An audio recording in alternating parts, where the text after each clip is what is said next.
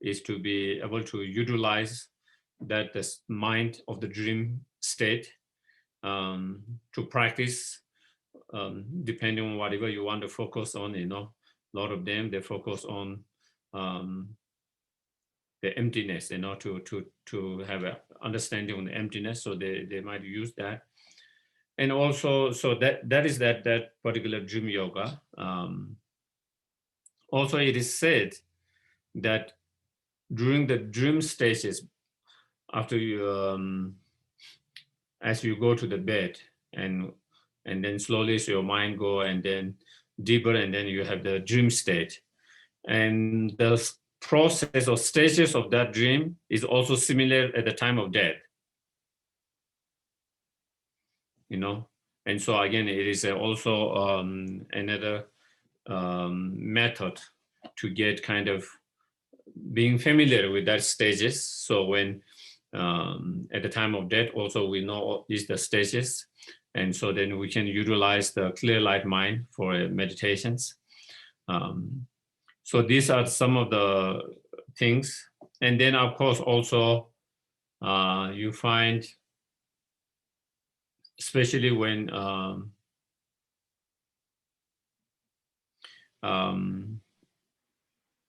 dream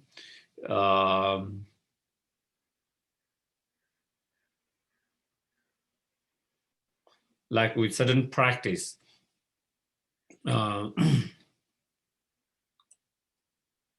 when you are doing certain purification practice or some retreat or maybe some accumulation of merit, then sometime through dream it indicate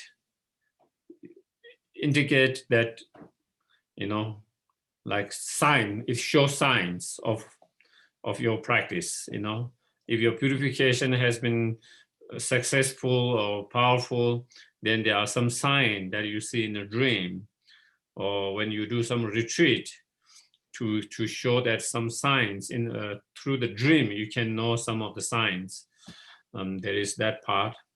And also like when we take initiations, and normally, there are two days, one day preparation and one day the actual. And then the first day, there is a way to check your dream. So through checking your dream, then good sign or bad signs, according to what kind of dream you have. But also it says, that dream has to be a very vivid and specific time. Like normally they say the dream that you dream about before the dawn, in the morning, dawn, that dream is more accurate. Whereas other part of the dreams are less accurate in terms of the timing. So there are lot of informations, a lot of practice in relation to the dream. But as I mentioned at the very beginning, I'm not expert in that area. So I can only give. Thank you for addressing that. I appreciate that very much. It's my pleasure. Yeah. Thank you. Okay. Thank you. Then we will continue the verses that we have left. Oh yeah. So we were at the point of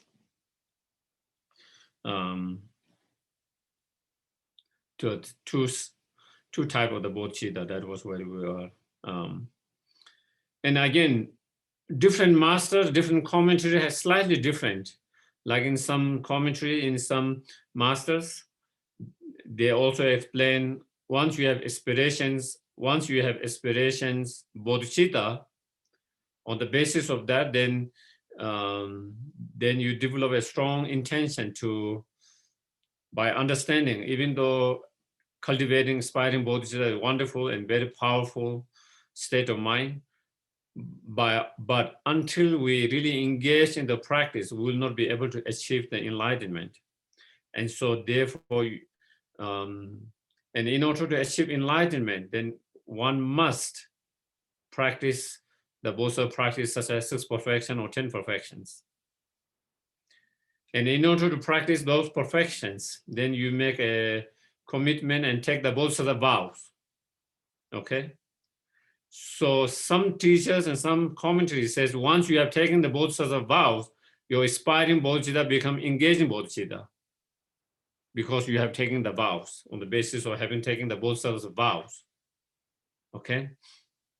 So there is slightly different explanation. One I explained before, according to here, as you see with the verse, giving example of intention to go and going itself, the act of going at the mind at that time. And then some masters and some, according to some masters, some commentaries, then before you take the Bodhisattva vows, it's inspiring Bodhicitta. And once you have taken the Bodhisattva vows, then it becomes engaging Bodhicitta, okay? So in terms of the sequences, you know,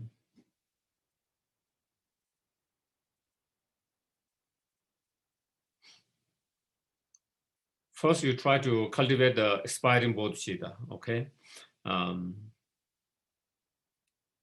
Whether with effort or effortlessly, you know. Once you have that aspiring Bodhicitta mind, in order to stabilize that aspiring Bodhicitta, then through certain ceremony, you take aspiring Bodhicitta precept, okay?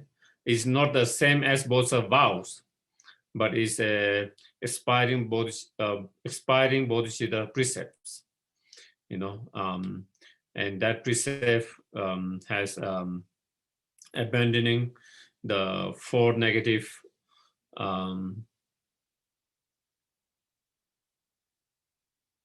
or negativities and engaging 4 positivities. And also there is a practice how to, certain practice, how to maintain it this life and in the future life from disintegrating.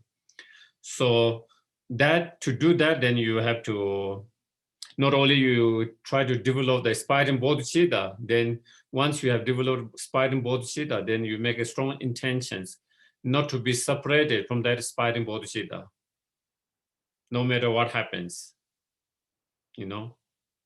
No matter what happens, no matter how difficult it is in this life, in Parto, in all future life, I'm not going to give up this Bodhicitta mind.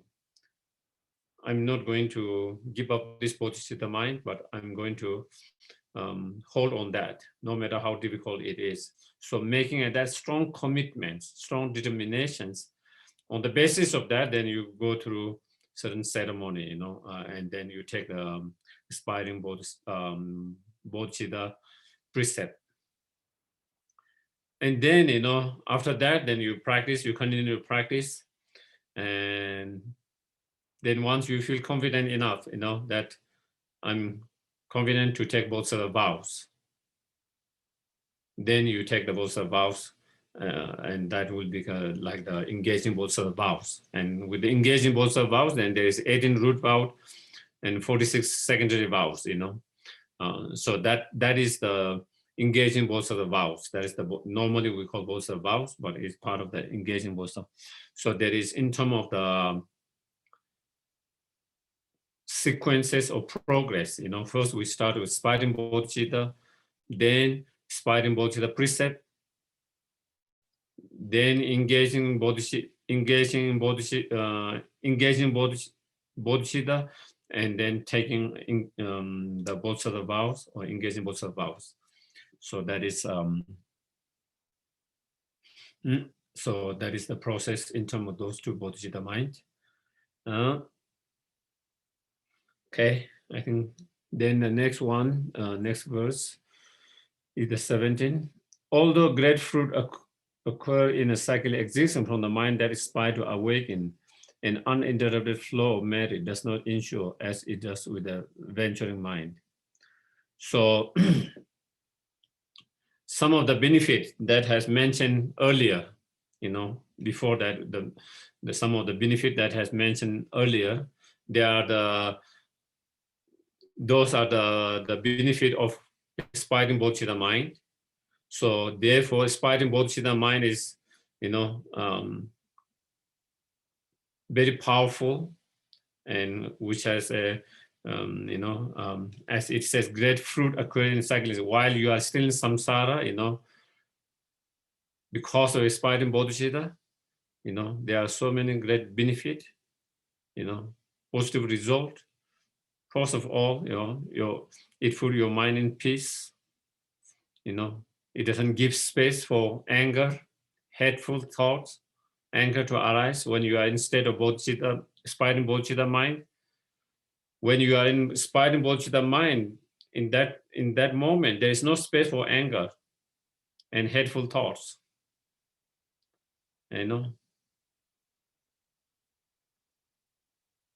Of course, when we are not state of that aspiring bodhicitta mind, then it gives the space for anger and hateful thoughts to arise. But as long as we have that aspiring bodhicitta, in that moment, there is no space for that. And when there is no more space for anger, hateful thoughts, ill will feeling, immediately your mind is in peace. Your mind is peace. Your mind is not disturbed, agitated. You are free from that pain of anger and hatred, and because your mind is more peaceful, it also has a positive impact on your physical well-being as well. His Holiness Dalai Lama was asked questions by many journalists, I think, over the years. How do he keep so young? What is the secret mantra for him? With his age, still he looks much more younger than he is. And also the doctors told him, his organs inside are seems like 10 years younger than his age in terms of their functioning and everything,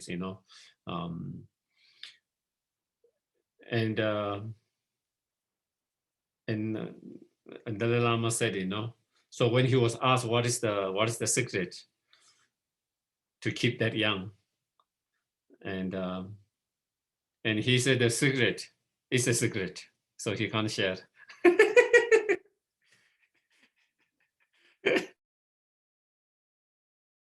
His Holiness like to, he's very humorous, so he tried to make a fun joke. But he said he believed, is his peaceful mind and compassionate and peaceful mind. If there is any secret, if there isn't mantras or secret for that, it is your peaceful, calm mind and the compassion bodhicitta mind, so it has a impact on your physical level, emotional, mental level. Okay, so and if you are more kind, more compassionate with the bodhicitta mind, people around you are more attracted to you. We all are attracted to people who are more kind, more compassionate, more caring, more loving. It's a natural. Even the animals, you can see that. You don't attract animals if you are being aggressive. Even the dog, even the cat, they will try to keep distant from you. If we have been a little bit of kind of aggressive. But when we are kind, compassionate, caring, even the animals like to come around you, cuddle around you. They are attracted. And so naturally you attract people, and there are more people who are attracted to, who like you, who are also kind to you, more compassionate to you because of your own compassion, your own kindness, your own loving, caring nature, because of bodhicitta, And so you are more happy, and you make other people more happy. Everyone around you happy. You yourself is happy, and people around you are more happy, including the animals. And that is the immediate kind of result of our bodhicitta, aspiring bodhicitta mind, So there are so many, all these practical immediate benefit. Um, mm, mm. But still, even though there is that aspiring bodhicitta is so powerful and it has incredible, great result, fruit, but still it does not have same uninterrupted virtues like the engaging bodhicitta has. So that is where it's saying, On the other hand, once you have developed engaging bodhicitta, then you have uninterrupted virtues being created all the time. All the time. So then that is where it says, and for him who has perfectly sized this mind, so that means this engaging bodhicitta mind, with a thought never to turn away from totally liberating the infinite form of life, so once you have made a strong determinations, resolutions, commitment, promise, dedicating, that you will never give up that bodhicitta mind. You will never turn away from that bodhicitta mind. You will never turn away from liberating countless infinite sentient beings from the samsara and the suffering and cause of suffering to enlightenment. Once you make that strong kind of dedication, commitment out of that engaging bodhicitta, then from that moment, from that very hands, so 19, from that very hand, from that very moment, even a while asleep or unconcerned, a force of merit equal to the sky will perpetually ensue, So,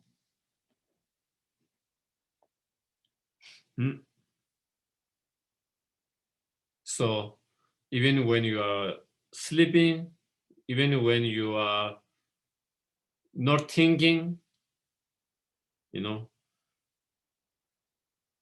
even you are thinking of something else, but because of that you're engaged in bodhicitta, you will continue to create merit each time, each moment, each time, each moment, all the time.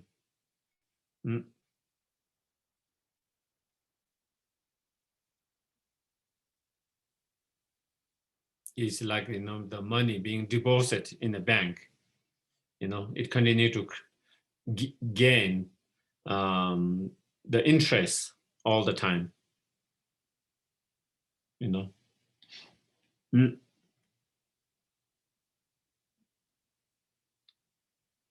If that happens, then creating merit does not become difficult. And if creating merit is not difficult, then achieving enlightenment wouldn't be too difficult. In order to achieve enlightenment, we need to create collection of merit, lot of collection of merit. And when you continue to create merit day and night, 24 hours, then definitely enlightenment become easier. And as in sutra it says, those who have great merit, they will their wishes will be fulfilled. They have less obstacles in their practice, less obstacle in their life because of the support of the merit. On the other hand, if we don't have support of the merit, then even when we try to practice, we face some obstacles. And also even in our life, we face different obstacles due to lack of not enough merit. On the other hand, when you have so much merit, things go more smoothly, less obstacles, more easier, whether it is our practice or whether in our life in general. And so, and the way to create merit the best way to create merit here, as it says, is to be able to develop that engaging bodhicitta. Once you are able to do that, then it becomes so easy to um, mm.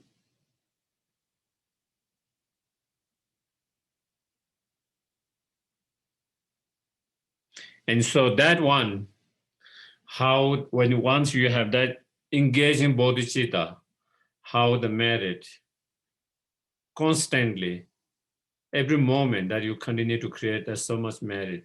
It's explained by Buddha himself in a sutra to a disciple who are inclined towards lesser vehicle, who are inclined towards thinking of achieving in arhat, you know. So within some of the disciple who has the potential to enter the Bodhisattva path, to develop bodhicitta mind and become enlightenment, but they were thinking of maybe it's too difficult. Bodhisattva path is maybe too difficult. Maybe I should follow the arhat path, you know. So there are some disciples who are having that thought, and for that, those who have that thought, then in order to guide them in the right directions, then the Buddha taught. So that is the way it says next one, you know. For the sake of those inclined towards the lesser vehicle, so there are some students who are thinking of, instead of entering the Bodhisattva path, because it's not easy path, so they were thinking maybe it might be better if I enter the lesser vehicle and try to achieve individual liberation. So that for that, then that this was logically asserted. Not only Buddha kind of explain, you know, all the benefit of the bodhicitta, aspiring and engaging bodhicitta, especially engaging bodhicitta, but also logically asserted by Tathagata himself, the Buddha himself, in the sutra, requested as Subahu, you know, in that particular sutras. Okay. So then the logic, so because as it said, it's asserted by logic, so then what is the logic? You know, the logic is here. The next two verses are the logic. Even if the thought to relieve a living creature of merely headache is a beneficial intentions endowed with infinite goodness. So giving an example, okay? If someone has a good thought, someone is having a headache and experiencing pain from the headache, okay? And if someone has true,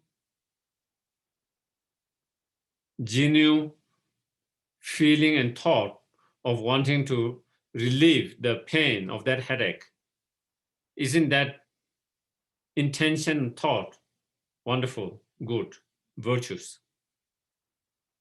Of course, it is a wonderful thought. It's a virtuous thought.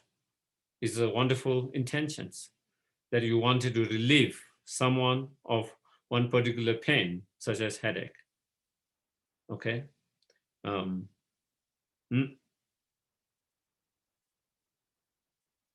So that kind of intention is, and because of that intentions, then there is, such as positive and goodness and intentions. So it has a incredible positive result as result of such a good intentions and excellent and positive intentions.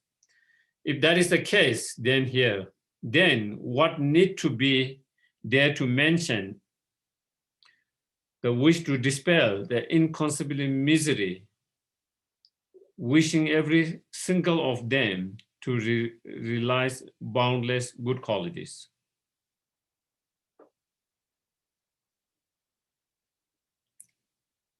So if you have one thought to relieve one suffering, that is really positive and virtuous and good intention. And if you have a thought to endow that person with one good qualities, you know, positive qualities, whatever that virtuous quality such as happiness. Also is a positive thought, intention, virtuous thoughts. If that's the case, so then when you have bodhicitta mind,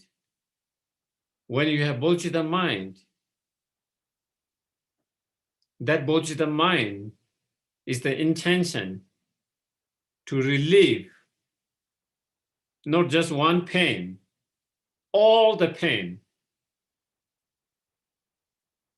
not just the headache, all the physical pain, all the emotional pain, all the cause of both physical and emotional pain. So then, when you have that, then within that mind or intentions, attitude become 100 times more stronger than previous one. Isn't it? So because that suffering is endless, the suffering of sentient beings, one sentient beings, the suffering of one sentient beings is endless, inconceivable. And so when you have bodhicitta, you have the wish to relieve of all of those sufferings. Just to make it more clear, okay? If I have a wish for someone to relieve of their pain of headache, that wish intention is positive, good. Then I have an intention not only to relieve of that person's headache, maybe I want to relieve of that person's headache. Maybe he has some problem with he's dealing with some emotional problems. Maybe he is going through some fear, worries. I want to relieve of that. Maybe he's having some other physical issues. I want to relieve of that. Maybe he is having some issue with in a friendship or workplace. I want to relieve of that. So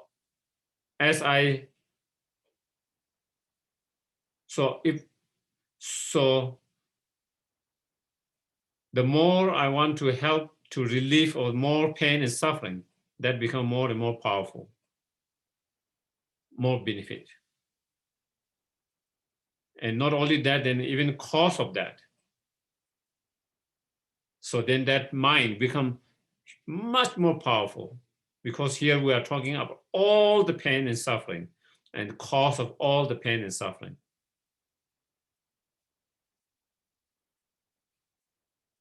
Now, this one, we are talking about only one sentient beings. Now, when you think of all sentient beings, if you want to relieve of headache of one sentient beings, is one virtues. If you want to relieve headache of two persons, is two virtues. If you want to relieve the headache of 10 persons, is 10 virtues equal. If you want to relieve the headache of 1,000 persons, is 1,000 times virtues. And so you multiply by that countless sentient beings, infinite sentient beings. In terms of number, infinite sentient beings. In terms of the relieving suffering, is also countless suffering of each of them. Not only the suffering, cause of all the sufferings. All the cause of all the suffering. So therefore, that bodhicitta mind, when you have one moment of that bodhicitta mind, that one moment of that intention, attitude, is unimaginable. As Buddha said in one of the sutra, if the benefit of that virtues have to be a form, the space, the sky, the space will be too small. And it must be, because it is directed to infinite sentient beings. And it is not only to relieve one suffering of infinite sentient beings, but countless suffering and causal suffering of infinite sentient beings. And not only the wish to relieve them of infinite sentient beings of their suffering, but also is a wish to lead them to enlightenment, happiness. So, when you have a wish to relieve someone's of headache, and on top of that, then you have a wish to, wish to give him happiness or some kind of virtues. Again, that is another level. And so here, again, when you have bodhicitta, not only you want to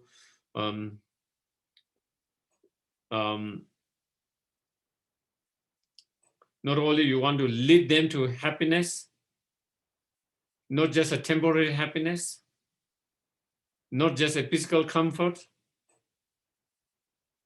not just a physical comfort, but emotional peace, happiness.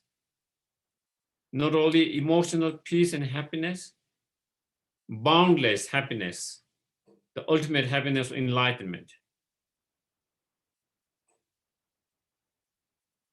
towards infinite sentient beings. So then again, is unimaginable.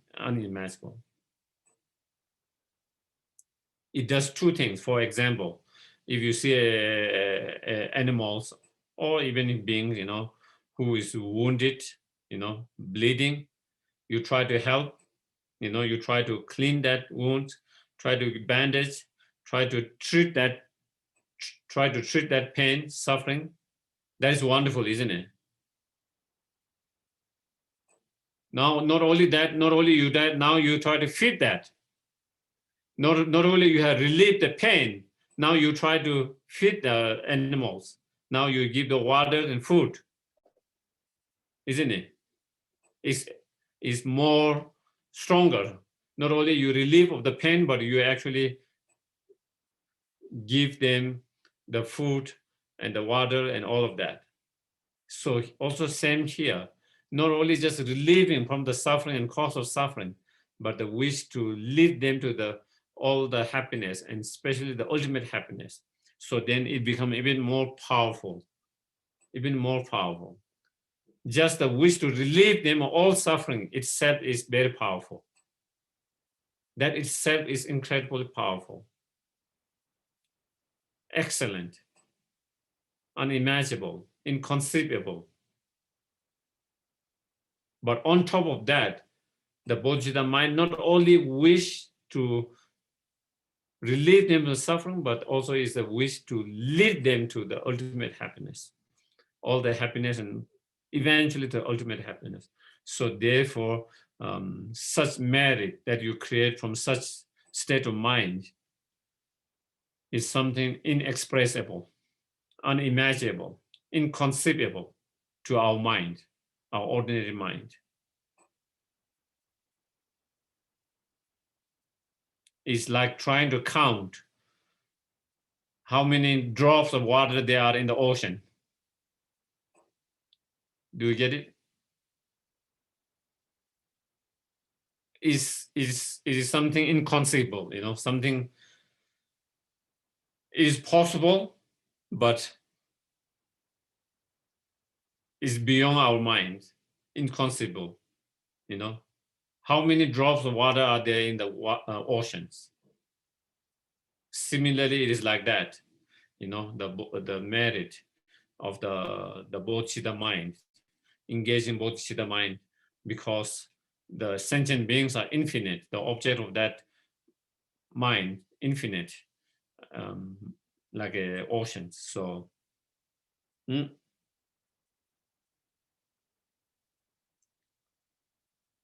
so then next, do even the fathers and mothers have such benevolent intention as this? Do the god and sages, does even the Brahman have it? So here is saying, normally in our world, in our ordinary world, the example of unconditional love is the parents' love, the mother's love, and the parents' love for the child.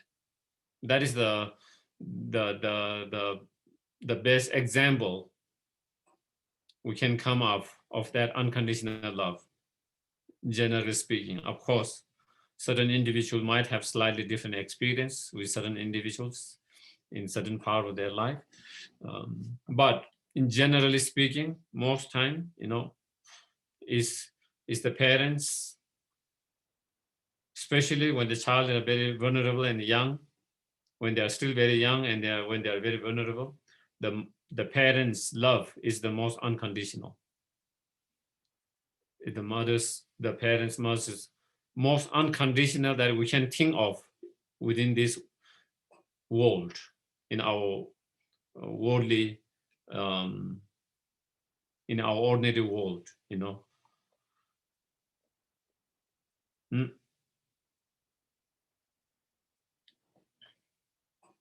But here saying, such the Bodhisattva mind, even though our parent has such a love, kindness, affections, caring for us, but still they do not have same level of intention like the Bodhisattva mind. Still, even though they have such a love for the child, but still, the wish to liberate from all the suffering and cause of suffering, and the wish to lead to the ultimate happiness. Even the parent does not have that. The father, mother do not have that. So that is saying, even some of the sages, meditators, God, the leaders of certain, they are supposed to be as a leaders, as a sages, as a practitioner, you are supposed to have more spiritual mind. You are supposed to have more compassionate mind, more kind mind. So again, even they have certain level of spiritual mind, certain level of compassionate mind, certain level of, still they don't have the Bodhisattva mind. Still they don't have same Bodhisattva mind,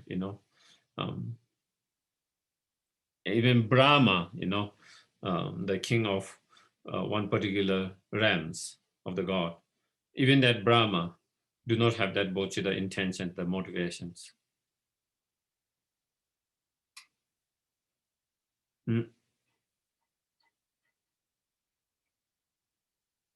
So that means whenever we have a one small moment of bodhicitta, that is so precious and rare. So precious and rare. As I started in the beginning today and there, what it shows with all of this, with this verse, is it just shows how rare it is to have that bodhicitta mind. And when we do have, how precious it is. How precious it is. It's so rare, it's so rare for anyone to develop such a wonderful thought, intentions, attitude, and it's incredibly precious. When we have one moment of that bodhicitta mind, 1 second of bodhicitta mind, it's so rare and so precious. So rare and so precious. We really have to understand and feel that whenever we have one moment of such a bodhicitta mind, even it's a very short, we have to rejoice, as we mentioned earlier. We have to feel so great, how fortunate that I have this one moment of such a rare and precious moment. How wonderful it is,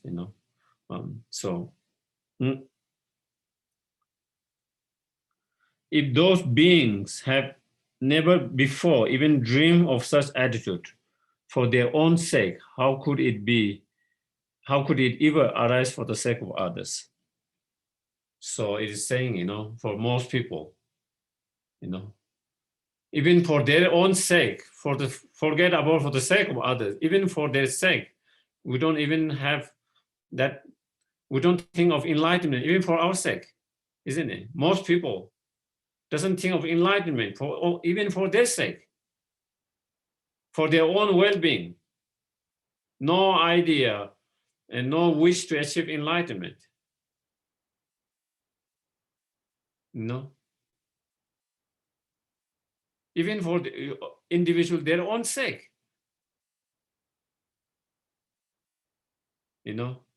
We have wish to achieve comfort and happiness of this life, for our sake. For our sake, we want to have a good health. For our own sake, we want to have a good relationship. For our own sake, we want to have a security in our finance security. All of that, we all have that intention, that wish, and we even put effort to make that happen. But we don't have intentions for our own sake to achieve enlightenment. That rarely comes, that thought. Even for those of us who have been exposed to the Dharma and who know what enlightenment is, even with all this information, even with all our study, even with all our practice, still we do not have so much of that thought to achieve enlightenment, even for our sake. Doesn't come very often.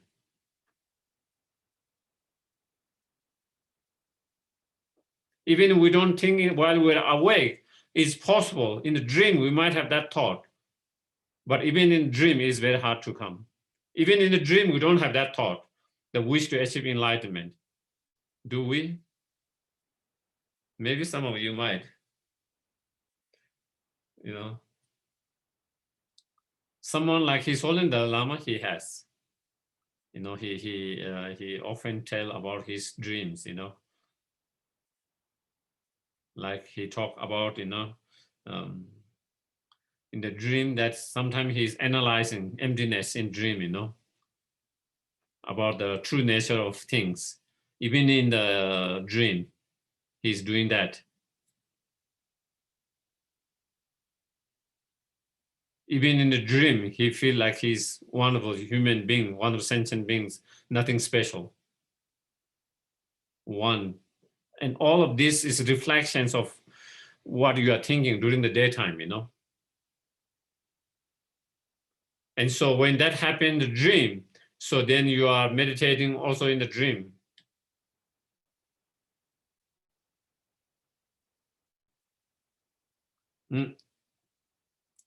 So that is so it is so rare. So we can see with our own experience, how rare it is to have the wish to achieve enlightenment, even for our sake. Then forget about many of others who have no idea about enlightenment, who have no idea or who have no interest about enlightenment. So then, of course, they wouldn't have a wish to achieve enlightenment for their own sake, because either they don't know it or they have no interest in that. It is difficult for even those who are interested, who know it, who are interested, who are putting effort, even for them it is rare, then of course it is extremely rare for others. And it is rare, if it becomes rare to the wish to achieve enlightenment, even for our sake, then the wish to achieve enlightenment for the sake of others becomes even more rare, isn't it? It becomes even more rare. And through that, then what we know is, what we realize is such a Bodhisattva mind is such a rare at the same time so precious. Rare at the same time so precious, so precious.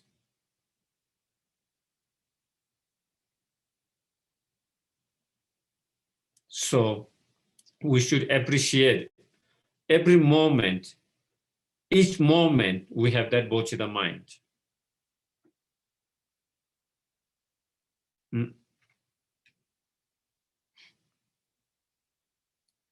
Every day, every moment when we try to develop a Bodhisattva motivation, intentions, even if it's for a few seconds, few minutes, when we set up our motivation, we rejoice, appreciate how wonderful that I have been able to feel and develop this motivation Bodhisattva mind, because it's so rare, it's not easy. Something which is so precious, so rare, that I have been able to do that today. I've been able to do now. How fortunate I am, so feeling very happy and joyful and appreciative of that, by knowing how rare it is, how precious it is.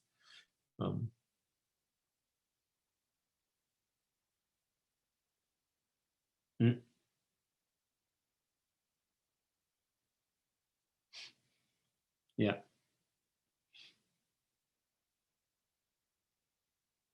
This intention to benefit all beings, which does not arise in others, even for their own, is an extraordinary jewel of the mind, and its birth is unprecedented wonder. So yeah, it is so precious and wonder,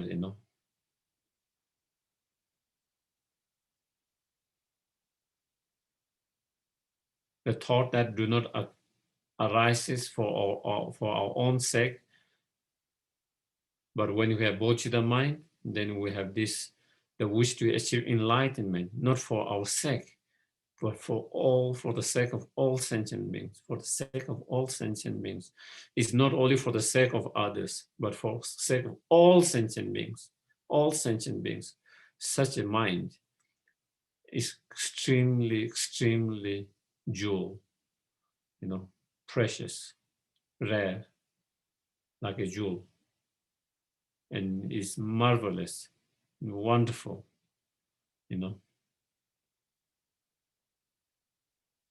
There is no precious than anything than that mind. There's nothing more precious than anything than that mind.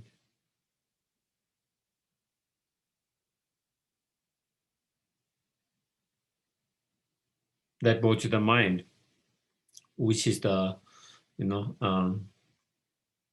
cause of our happiness, cause of others' happiness, cause of temporary happiness, ultimate happiness.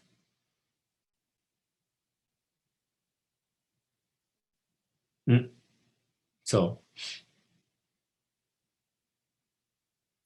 then, how can I fathom the depth of the goodness of this jewel of the mind, the panacea that relieves the world of pain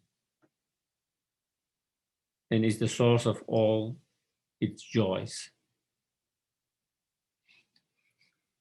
So again, the depth of such Bodhisattva mind is something beyond the conceivable of our ordinary mind,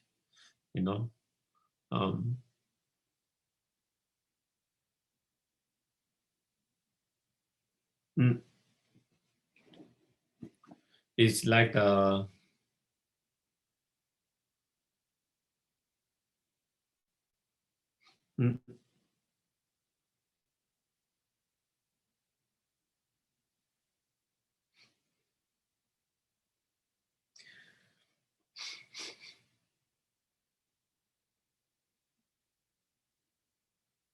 as it says, it's the source of all the joy of all beings.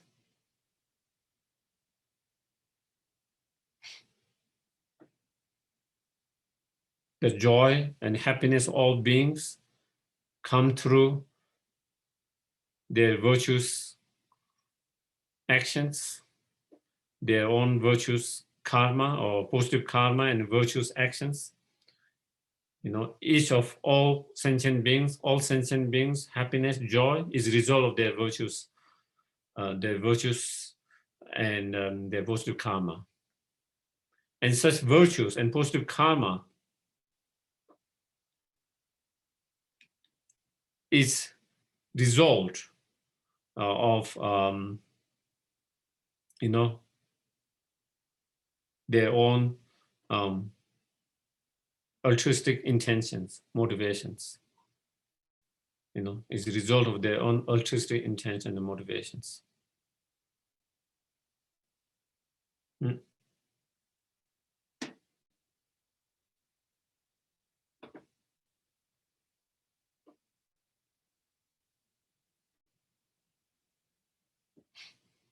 I guess maybe this can be understood we can try to understand from many point of view. From one point of view,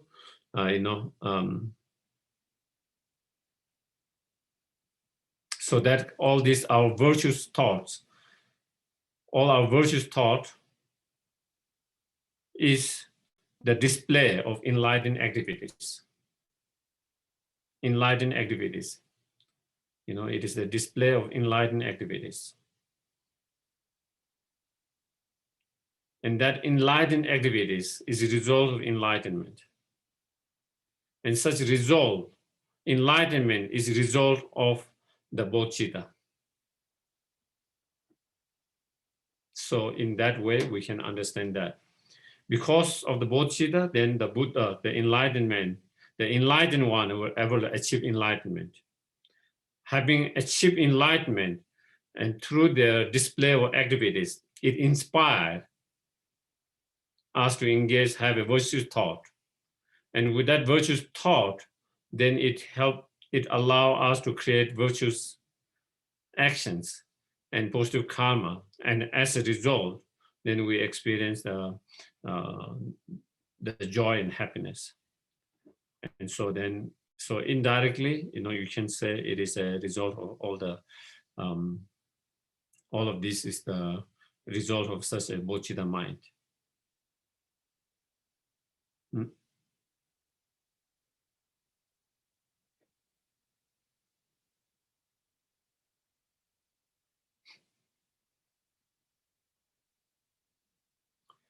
And again, without the bodhicitta, no sentient being can achieve their ultimate happiness. So achieving the ultimate happiness, it has to depend on the bodhicitta mind. And therefore, that bodhicitta mind is the source of that ultimate happiness of fully enlightenment.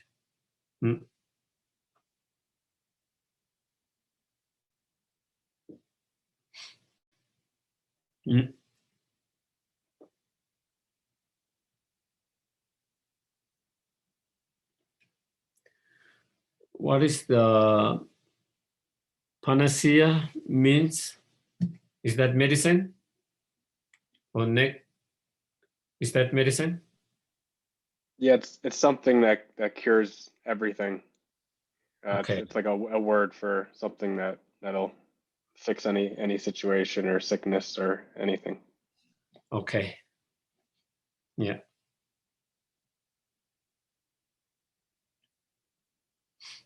So it is like that kind of medicine or nectar, that relief of all the pains, bodhicitta mind.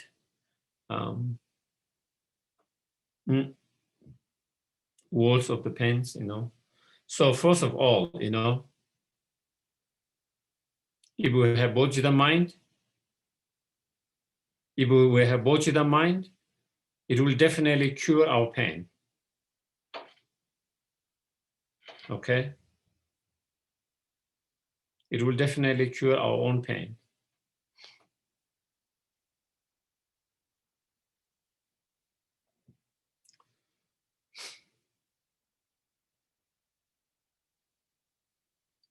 When we have any pain, sufferings, due to certain difficulties that we encounter in our life, whatever those difficulties might be. It can be physical challenges, it can be a challenge in our relationship, it can be a challenge at our job, It can be, challenge with our children, parents, friends, workplaces, whatever different challenges, um, challenges due to, political situation, whatever, different challenges that we encounter, difficulty that make us suffer, pain, miserable. We feel that kind of more pain, more miserable when we become so obsessed with ourselves. My problem, my pain, why it is me, why me, why not others, why me? We have that question mark always. How come it is me? And when we are become too obsessed with that, then that question mark comes and it feels much more worse. It makes it much more worse, more painful, more miserable, more sufferings. That is how we suffer. When we are too self-obsessed with ourselves and our own well-beings.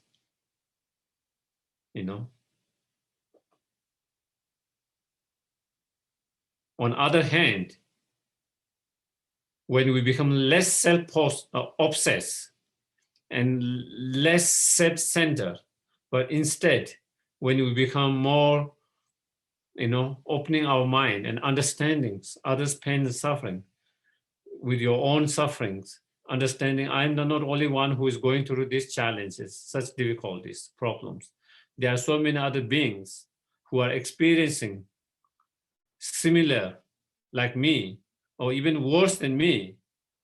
There are so many beings who are experiencing much more worse, much more same, or much more worse, suffering, pain, problems, difficulty than myself.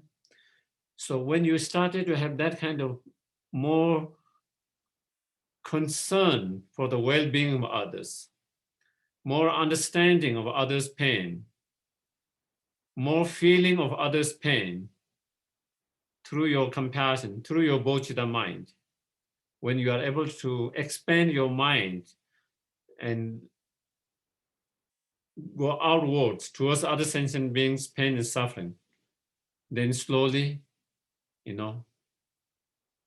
your mind is not kind of focused on your own pain. Your mind is kind of spread towards others. And then you don't feel your pain so much. When you focus too much on that itself, it feels much more stronger, more intense. But when you don't focus that, and when you spread others, then you don't feel your pain so much. And then relief of your own pain. When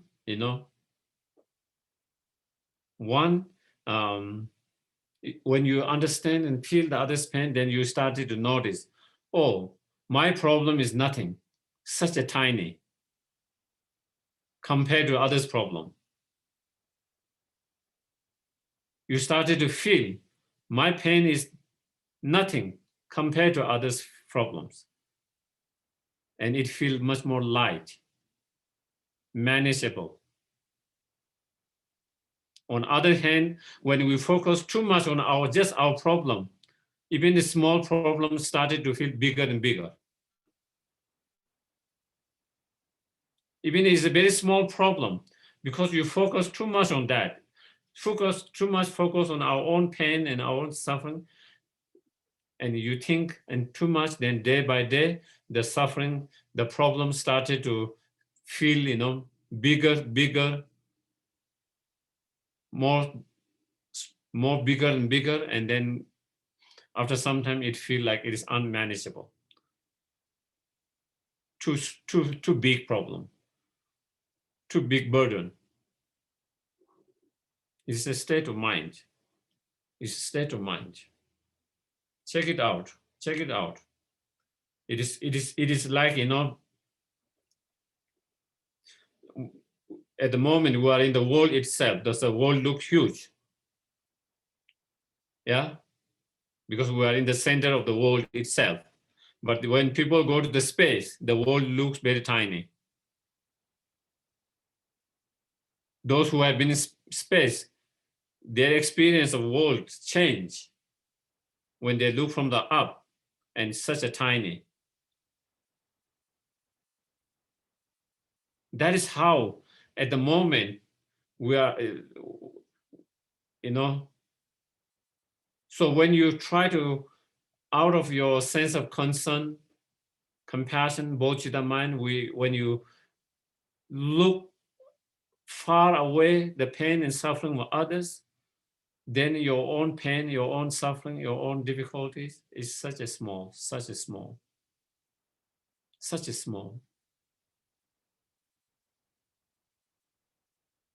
And once you feel that, once you understand and feel that, then once you feel it's such a small, it's nothing a big, it's such small. That itself is such a relief. To know it's such a small, nothing a big.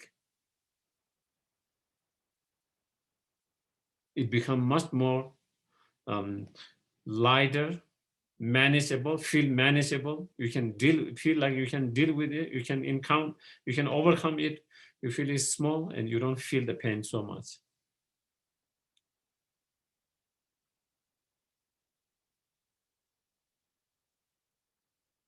I notice even with the physical pain, if you focus too much, how you feel more than if you don't focus. In here, I'm not talking about bodhicitta mind, okay? Here, I'm not talking about bodhicitta mind, but just focusing on that pain itself. And I was hiking with my friend, we did a kind of backpacking for a couple of days, So then I think maybe my shoes was not right or something, and there was blister, after maybe second day or third day. I didn't know it was in blister. I was having a lot of pain while walking. And, but after some time we stopped, and then I was just checking what happened, and then it was blister. And so, so of course, it was a little painful. But you just have to continue and work with that, But what I notice is when I focus on the pain, I feel the pain. And sometimes I just try to distract my mind from focusing on the pain itself and think something else and do something. And then my mind kind of gets distracted and doesn't think about the pain in the feet. And then even though the pain physically might be there, it has changed, but I don't feel the pain because your mind is not too obsessed and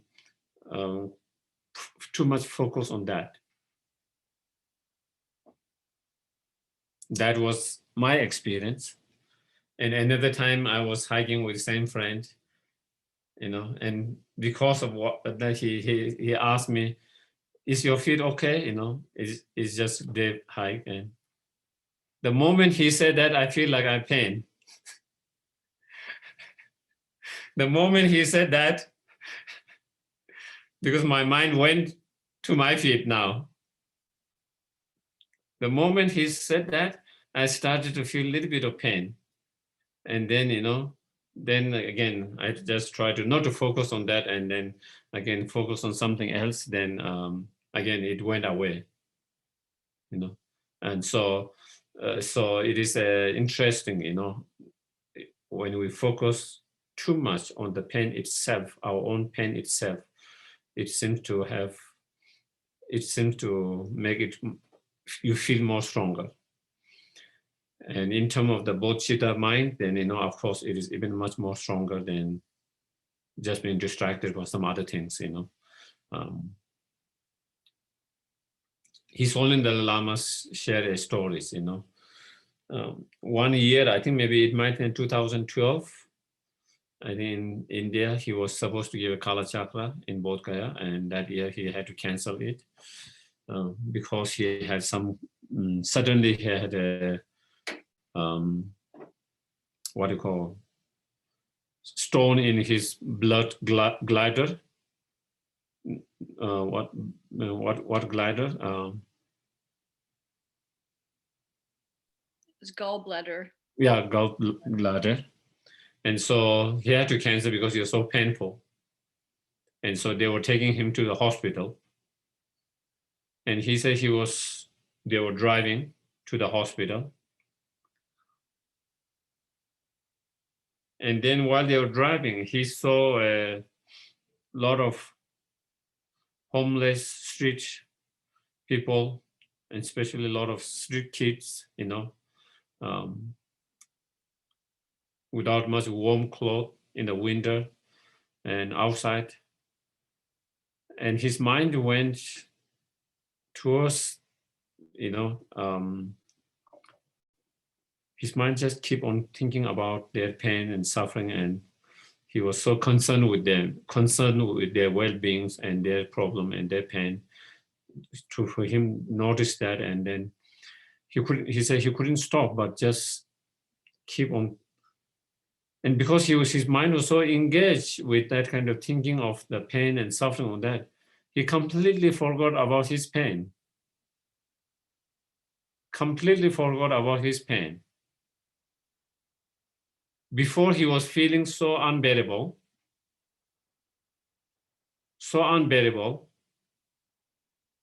and the moment he started to, when he saw them and when he started to think there's pain and suffering and have concern of that, he completely forgot his pain, and he even forgot that he had a pain,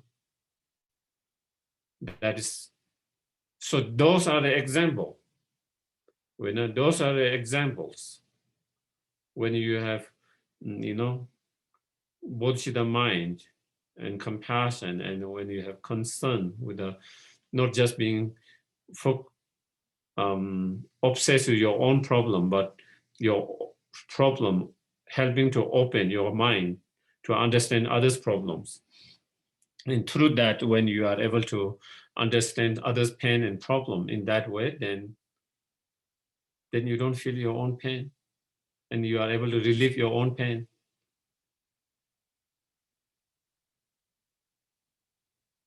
So the Bodhisattva minds definitely relief of our own pain, in that way.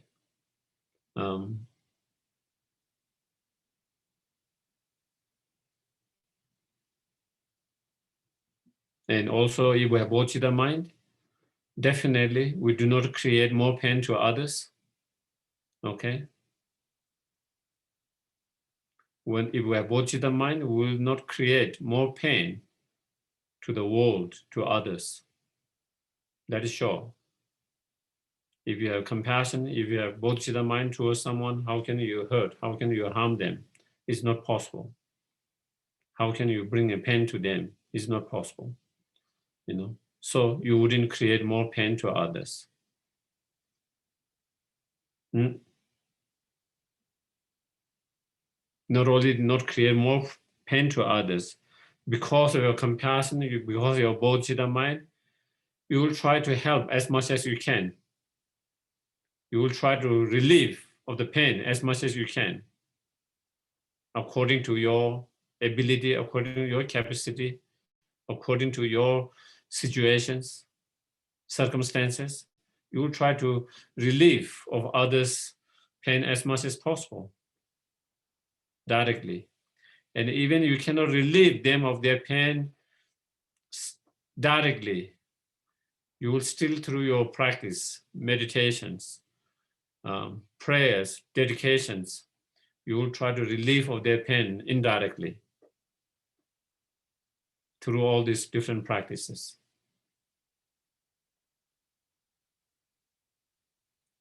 And through that, through trying to relieve of the world and others from the suffering and the pain, directly, indirectly, in that way, we create more and more virtues, more and more merit, stronger and more powerful merit and virtues.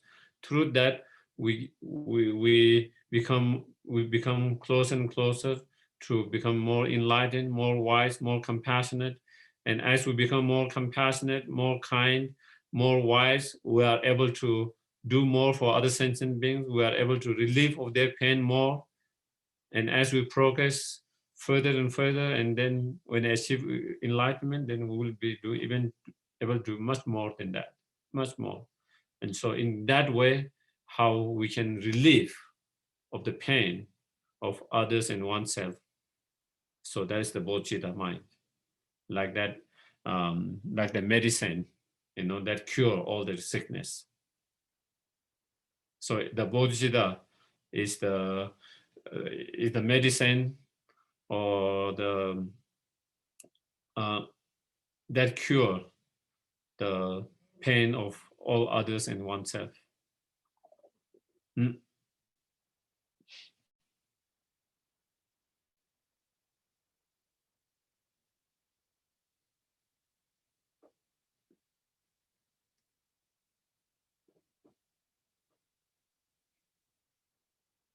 Also, Bodhisattva is like the water, that give birth or to the plant,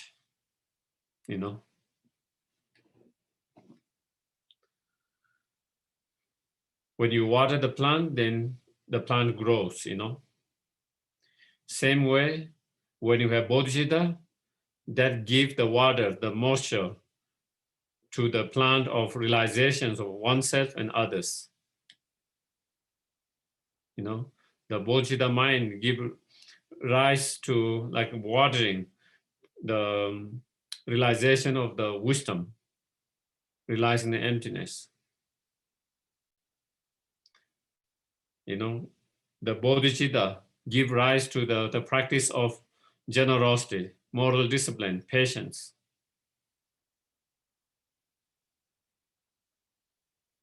So all these realizations.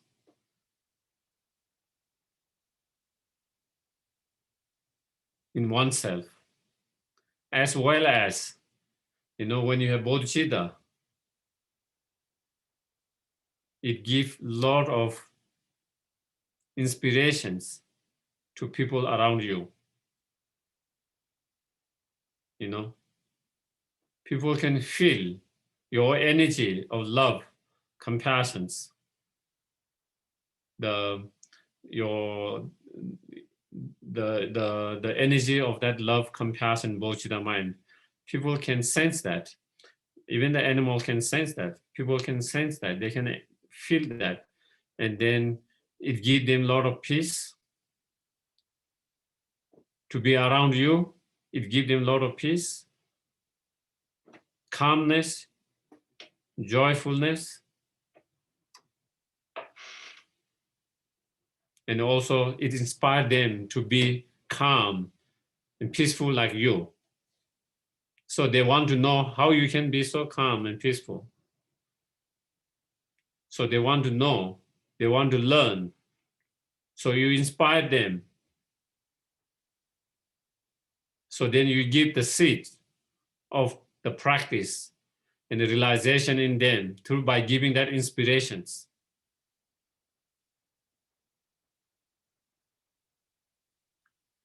Yeah, I have heard so many, even leaders, and businessmen and common men and people, men, women, who have met Dalai Lama and who changed their life. They are not even a Buddhist. They were not even a Buddhist. They met him once in some conference, and somehow they felt that energy, that energy, and that inspired them, that inspired them and changed their perspective, their life, and they wanted to They wanted his advice in certain issues in their life and other things.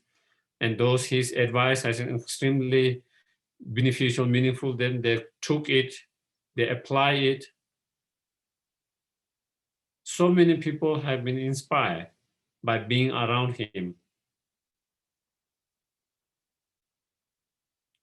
And the reason is they've been inspired because of that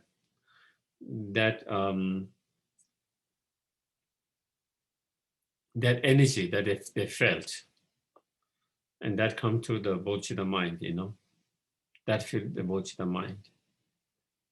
So when you have Bodhisattva mind, you don't have to do anything, you don't have to say anything, still you are inspiring and helping so many beings. Someone's mind is a little bit feeling agitated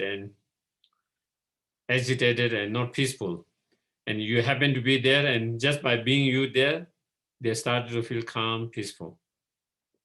You didn't do anything, just being there.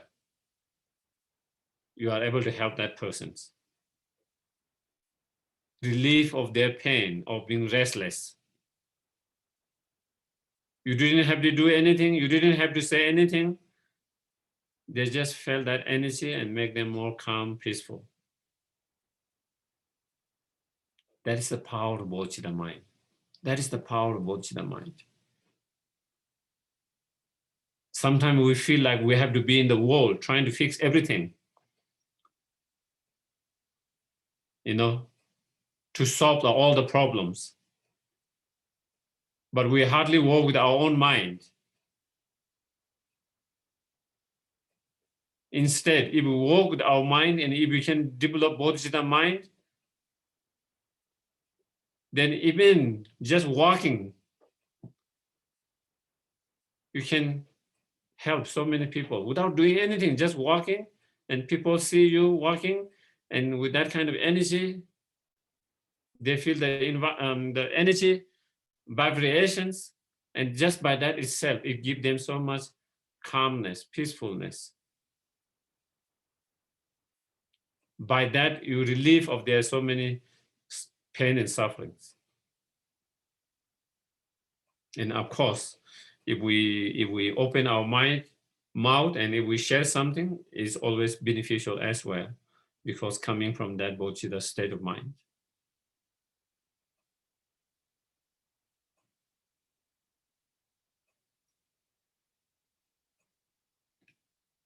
Yeah, I think sometimes,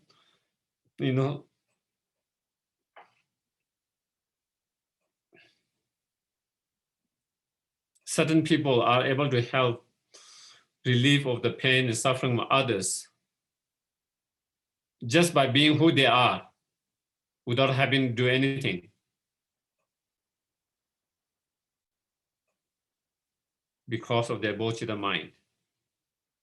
On the other hand, sometimes we try to do so much, at the same time we unable to help much.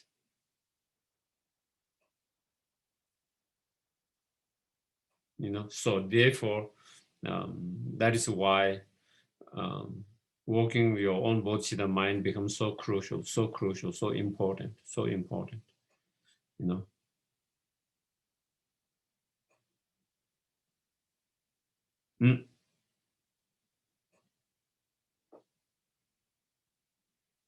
Even in the stories, there is a story, during the Buddha's time, Devadatta, the Buddha's cousin, who was always jealous with the Buddha, when they were prince, Buddha, because Buddha's being the crown prince, he got all the attentions. Devadatta didn't get same attention, so he was always jealous with him. Then Buddha left the palace, became a monk, and became enlightened. Devadatta also became a monk, but again, all the attention, Buddha was getting all the attention, no matter what he's kind of feel like, he was not getting the same attention that Buddha got. And again, he is kind of jealous. And he's, he was. And one time he came with some schemes with one king. The king had invited the Buddha and his follower for a lunch. And then, in order to take the life, they sent a white elephant,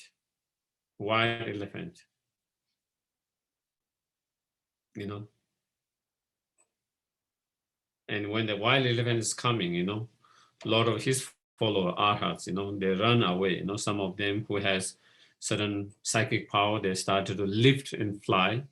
Some of them who didn't have that power, they started to run, and it is said Ananda, another Buddha's cousin and attendant, he was so dedicated and devoted. He just grabbed Buddha. He's trying to save the Buddha, and putting himself. But of course, he didn't have to do that.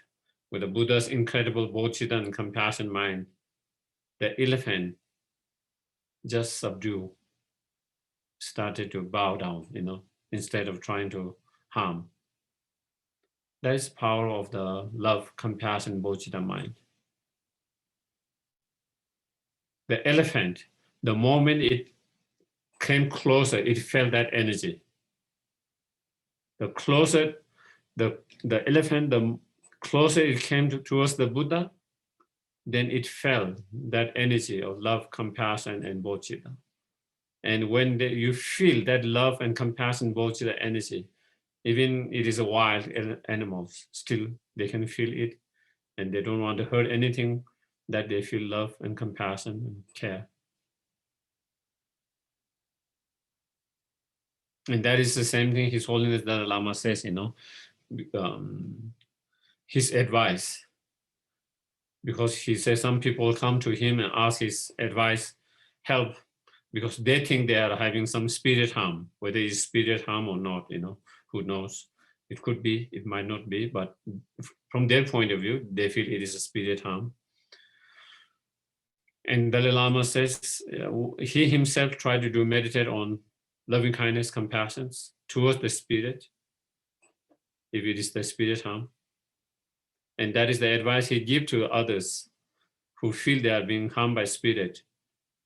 Try to practice loving kindness, compassion towards the spirit which you feel being harm. If it is really spirit that is harming you, if you can really develop love and compassion, you try to feel that, they will not hurt you. They will not harm you when they feel that, And so that is why, when we have bodhicitta mind, how we can heal other beings, how we can relieve the pain and heal them, and so, okay, so maybe that. Any questions? Does anyone have any questions? I just had another question again. Yes, please. Yes, please. Going off of actually what Brittany mentioned last night, just a little bit, how there's effort towards bodhicitta. So when we're making an effort towards that bodhicitta, is that in a sense engaging, or is that actually, or I'm sorry, is that aspiring still, or is that actually in a sense engaging in bodhicitta? Mm-hmm. Like everything's, whether it's bodhicitta or wisdom or I don't know English. In Tibetan, there is nyam tok, is two things. And in English, tokwa is like realizations, okay? So there is realizations and there is kind of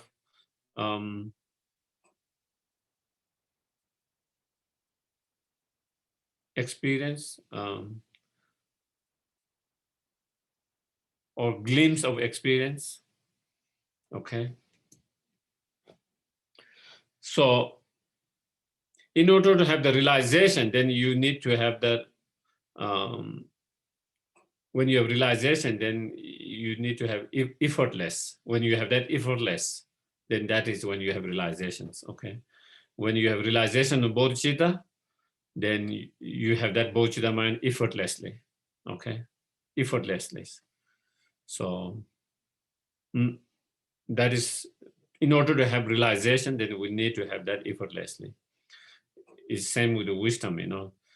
When you meditate, then you have some understanding or feelings, experience, but when you don't meditate, you don't have that. So it requires effort, you know, a little bit of effort. Maybe sometimes very little effort, sometimes more effort.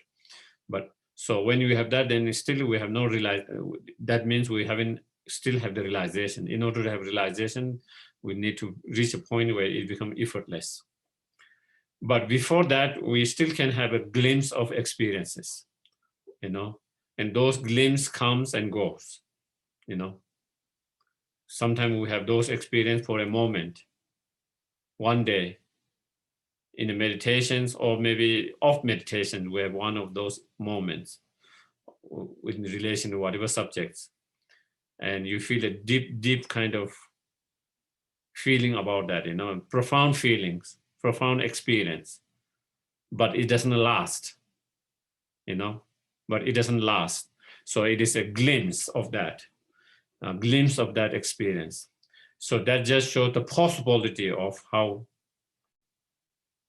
what we can achieve, but still we haven't reached the realization itself. That if once we have realization, then it will be not just a, like, you know, one moment, you know, that we will have that feeling all the time, you know, continuously, that experience continuously, effortless and continuously. So also with aspiring and engaging bodhicitta, both of them, there can be realizations, okay? Aspiring bodhicitta realization, engaging bodhicitta realization. In order to have those realization, then it need to be effortless and all the time, okay? But before that, still we can have experience with the effort, okay? Not a realization itself, but we could have experience. And we could have experience of both aspiring bodhicitta as well as engaging bodhicitta as well. And so yeah, so maybe that.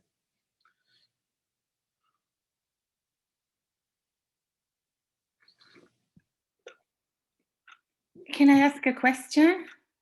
Yes, please. Yes, please. Yeah. So what you said about what to do if a spirit harms you, is that the same thing to do if a person harms you? If a person treats you very badly and cheats you and everything, you also, the solution is to have love and compassion and forgiveness? Absolutely, absolutely, absolutely. It will not hurt at all. It will not hurt at all to practice forgiveness, loving kindness, compassion. Whether that change that person's behavior or not, that is another thing. Okay. Whether it change the person's behavior, actions, that is one thing. Sometimes they can feel your love, compassion. If they can feel it, then definitely they will change. But sometimes maybe some people might not be able to feel immediately. So if they don't feel that, then maybe still they might not change their behavior and actions. But once we practice loving kindness, compassion, and forgiveness, even that person doesn't change their behavior or actions, but definitely will not feel so much as pain as we feel at the moment because of their attitude, because of their behavior, because of their actions. Once we have been able to let go of any kind of bad feelings, negative feeling towards them through the practice of loving kindness, compassion, and forgiveness, then that the pain that we're experiencing, the hurtful feeling, the pain that we're experiencing now because of that person's behavior, action, and attitude will be much more less because of changing our heart, because of changing our heart. Even that person doesn't change his attitude, his behavior, action, still because it has changed in ourselves, we will experience less of that effect, less of that effect. Yes, thank you, Geshe. Yeah, it's my pleasure. Yeah, so. Tukcheche. Tujiche, tujiche. Okay, so then we do the dedications.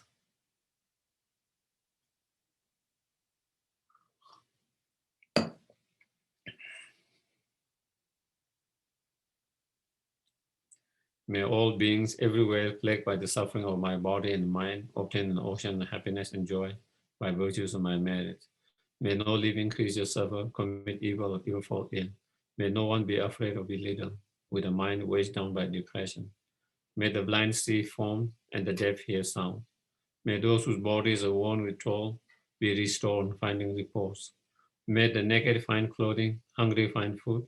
May the thirsty find water and delicious drink. May the poor find wealth, those who weep with sorrow find joy. May the forlorn find hope, constant happiness, and prosperity. May there be timely rains and bountiful harvest. May all the medicine be effective and wholesome prayer bear fruit. May all who are sick and ill quickly be free from all their ailments. Whatever disease there are in the world, may they never occur again. May the frightening cease to be afraid, those bound be freed. May the powerless find power, and may people think of benefiting each other. For as long as space remains, for as long as sentient beings remain, until then, may I too remain to dispel the miseries of the world. Thank you very much, everyone. Thank you. Have a good day. Thank you. Thank you, Geshe-la. Thank you so much. Geshe, thank you. Thank you. Thank Thank you. you.